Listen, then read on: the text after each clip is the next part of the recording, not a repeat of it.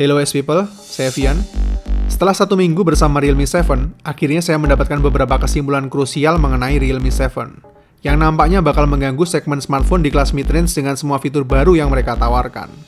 Lewat video review ini, kita akan breakdown seluruh fitur yang ada di Realme 7 ini dalam 4 jenis kategori tes, yaitu Performa Test, Gaming Test, Camera Test, dan User Experience. Oke, pertama-tama akan kita mulai dari yang paling membuat saya penasaran sejak awal hands-on Realme 7 ini, yaitu prosesor gaming MediaTek Helio G95 pertama di dunia.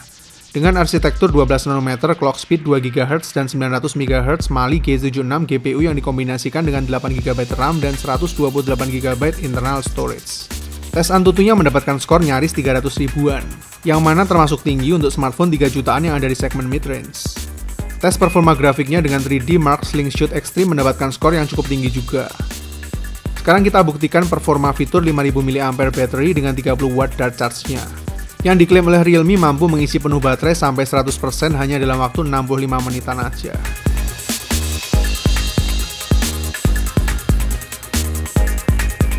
Oke, hasil tes sementara sampai di 52% ternyata hanya perlu waktu charge 26 menitan aja.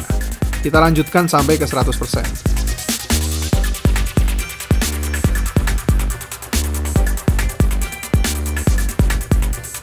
Seperti yang bisa kita lihat, waktunya menunjukkan 65 menit. Jadi klaim Realme buat fitur 5000 mAh dengan 30 watt dart charge-nya nggak sekedar bahasa marketing. Next, kita akan beralih ke tes selanjutnya, Gaming Test. Untuk bermain PUBG, setting grafik tertingginya mentok di HD High atau Smooth Ultra. Kalau menurut saya sih mungkin karena Helio G95 ini chipset yang masih sangat baru. Jadi kemungkinan besar optimalisasi secara softwarenya masih belum mendapatkan update. Karena Helio G95 ini kalau secara teknikal sih idealnya bakal bisa sampai setting grafik Smooth Extreme. Jadi kita tunggu aja update selanjutnya. Dari sisi display, bentang layar 6,5 inch Full HD Plus-nya ini terasa lega buat gaming. Bezelnya juga termasuk tipis. Tapi yang paling bermanfaat buat nambah gaming experience karena fitur 90Hz Ultra Smooth Display-nya, yang punya sampling rate 120Hz. Jadi bikin experience gaming jadi lebih smooth dan responsif. Kecerahan layarnya juga lumayan, 480 nits. Buat gyroskopnya juga responsif dan no delay. Untuk framerate di setting grafik Smooth Ultra mendapatkan average 40 frame per second. Dan temperaturnya termasuk adem dan stabil karena tidak pernah lebih dari 41 derajat di settingan tertinggi. Yang setelah saya pelajari kemungkinan besar karena adanya sistem pendingin carbon fiber. Tapi yang paling menarik bagi saya justru manajemen dayanya yang bagus banget untuk sebuah smartphone dengan prosesor gaming. Dalam satu match sekitar 30 menitan dayanya cuma berkurang 6% aja. Yang kemungkinan besar bakal bisa main non-stop selama 8 jam dengan setting tertinggi. Dan mungkin bakal bisa tembus di angka 9 jam kalau kita setting grafiknya di skala medium. Kesimpulannya, gaming performance-nya ini termasuk recommended sebagai gaming smartphone di kelas mid-range 3 jutaan. Meskipun masih belum bisa mentok di Smooth Extreme, tapi karena faktor keawetan baterainya, experience-nya yang smooth berkat refresh rate 90Hz dan cuma perlu waktu charge 60 menitan aja kalau baterai habis, jelas bikin aktivitas gaming jadi makin minim sama gangguan. Oke, supaya nggak terlalu tegang, tes selanjutnya bakal lebih cozy dan enak dipandang. Camera Test. Realme 7 ini punya front camera 16 MP in-display selfie camera dengan aperture 2.0 dan rear camera 64 MP quad camera dengan Sony IMX682. Yang masing-masing kameranya adalah 64 MP ultra high resolution wide angle camera aperture 1.8 Sony IMX682, 8 MP ultra wide angle lens, 2 MP black and white portrait camera, dan 2 MP macro lens 4 cm fokus. Dan salah satu fitur terbaiknya ada pada mode ultra clear 64 MP-nya. Kualitas detail yang ada di main kameranya ini benar-benar bagus. Detail-detail kecil terlihat jelas meskipun objek kita zoom dari jarak dekat sekalipun. Yang memang nggak perlu lagi kita sangsikan berkat sensor yang pakai Sony IMX682 ini.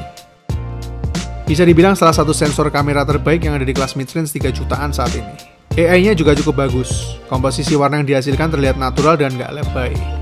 Tapi buat mode portraitnya, menurut saya sedikit kurang konsisten. Beberapa foto yang kita capture masih terlihat bokehnya kurang begitu rapi. Intinya mesti harus lebih effort dan steady kalau mau hasilin kualitas portrait yang rapi. Nggak bisa asal jepret aja. Ultra wide-nya juga cukup bagus.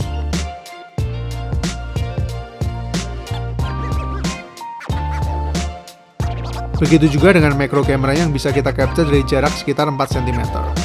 Meskipun kalau kita zoom detailnya tentu saja bakal jauh berbeda sama main kameranya yang bagus banget. Untuk detail selfie kameranya juga masih tergolong bagus dan bisa diandalin.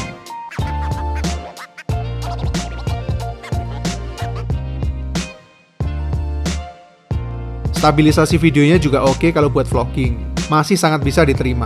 Tapi kalau untuk exposure cahaya yang berlebihan, masih tetap kayak selfie kamera pada umumnya, overexposure. Tapi yang keren dari kamera selfie-nya disediain juga fitur selfie slow-mo.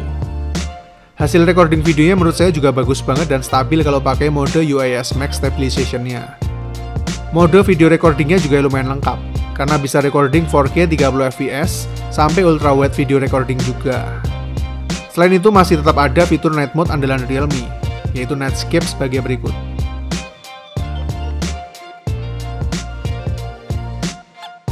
Tapi yang paling menarik justru adanya tambahan filter-filter yang jarang ada di smartphone lain, yaitu tema filter seperti Cyberpunk, Flamingo, dan Modern Gold kayak gini. Istilahnya jadi bikin kita bisa bermain-main dalam gelap. Overall untuk kamera yang ada di Realme 7 ini menurut saya termasuk mantap dan bisa diandalin banget, khususnya berkat sensor Sony IMX682-nya. Main kameranya menurut saya termasuk salah satu yang terbaik di kelas mid-range 3 jutaan.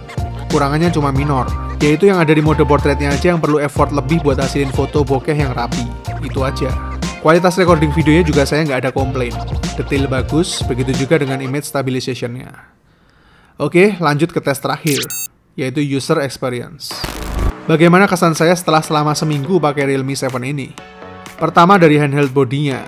Nilai plus dari bodinya adalah desainnya yang menurut saya kelihatan premium banget. Enak banget buat dipandang karena punya look sekelas flagship. Cuma bagi saya minusnya ada dua hal, yaitu material bodi belakang yang masih berbahan plastik, dan dimensi ketebalannya yang masih kelihatan rada bold. Seandainya bodi belakangnya pakai material glass, menurut saya Realme 7 ini bakal flawless dan perfect banget. Tapi mungkin bisa dimaklumin tentunya karena untuk menekan segi harga demi masukin fitur-fitur yang termasuk paling lengkap untuk smartphone mid-range di harga 3 jutaan. Next ke penggunaan displaynya. Refresh rate 90Hz ini jelas ngasih kita pengalaman yang smooth dan nggak bikin mata cepat lelah. Responsive layarnya juga tergolong oke, jadi nyaman-nyaman aja buat dipakai.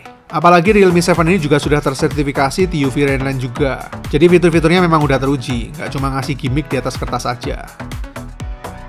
Nah, terus urusan dayanya bagi saya juga sangat memuaskan, karena baterai 5000 mAh ini termasuk awet banget.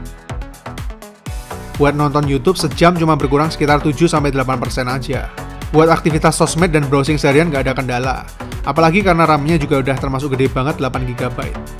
Jadi kalau buat pemakaian wajar sebagai daily driver, Realme 7 ini jelas bisa tembus di atas seharian. Apalagi kalau baterai habis cuma perlu waktu 65 menitan aja buat full charge. Intinya masalah baterai nggak lagi masuk dalam perhitungan harian kita sama sekali. Apalagi sekarang udah ada fitur NFC multifunctionnya juga. Jadi makin nggak ribet lagi buat kita yang sering pakai banyak kartu buat akses e-money sampai kartu rumah atau apartemen. Buat keputusan Realme ngasih fitur NFC ini saya bilang good job ke Realme. Banyak yang senang sama keputusan ini. Oke, kesimpulannya.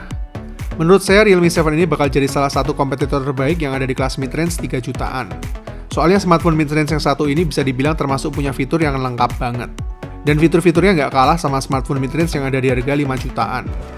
Dan memang terbukti serba bisa juga baik dijadikan daily driver biasa, gaming smartphone, sampai camera phone. 30W dart charge-nya juga saya jamin bakal menunjang produktivitas harian. Kalau bagi saya pribadi, hampir di semua aspeknya Realme 7 ini almost perfect dan recommended. Cuma satu hal aja yang buat saya secara personal masih sedikit mengganjal, yaitu bodi belakang plastiknya aja. Selain itu, semua fiturnya bisa saya tekankan ke kalian, nggak cuma sekedar ngasih gimmick. Akhir kata, saya kasih rekomendasi buat Realme 7 ini ke kalian yang memang mau nyari smartphone mid-range di harga 3 juta. Saya Vian, see you in the next videos.